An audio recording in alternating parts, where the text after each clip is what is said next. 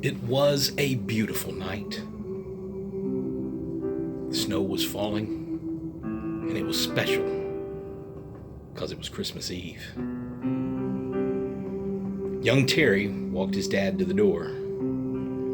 Even tonight, Daddy had to go to work. So Terry stood at the window and watched the car drive away, as he had done 1,000 times. His breath fogged up the inside glass, and he stopped to draw a small Christmas tree. Mom came in, and she said, "Hey, we need to get you to bed. You don't want Santa to catch you still up."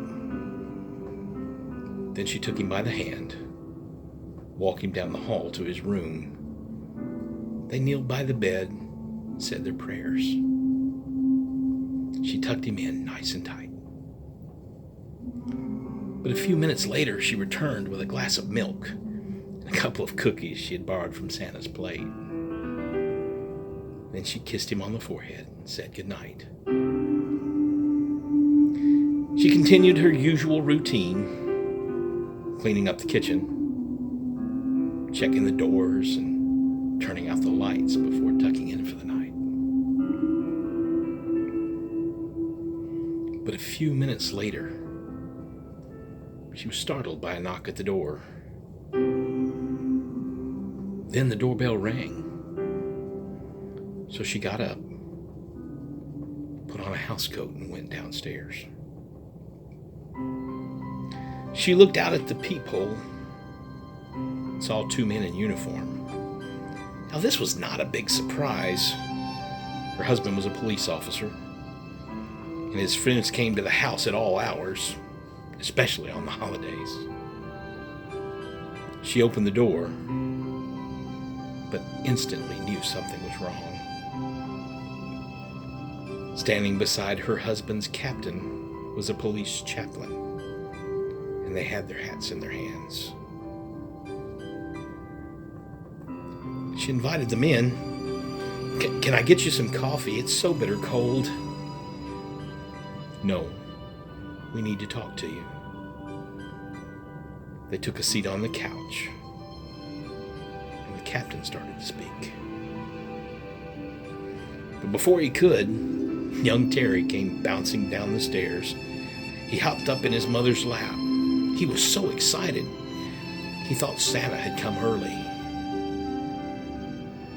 Then he notices that her hands were trembling, and there was a tear rolling down her cheek.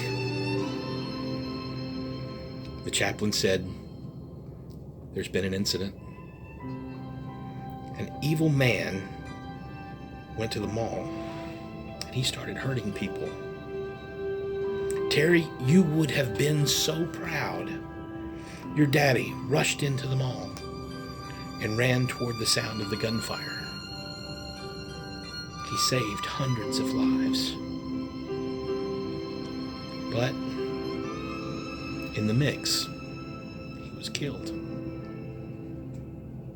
He was struck by a bullet from that evil man's gun."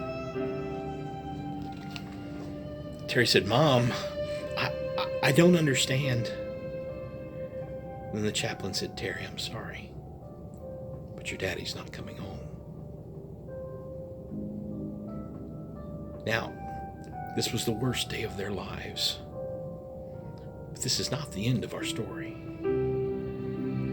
If we jump forward 20 years, we see Terry's mom standing in front of young Terry, now a man, as he stands for his academy graduation, and she pins on his badge, the one that had been worn by his father. May God bless those that serve. Amen.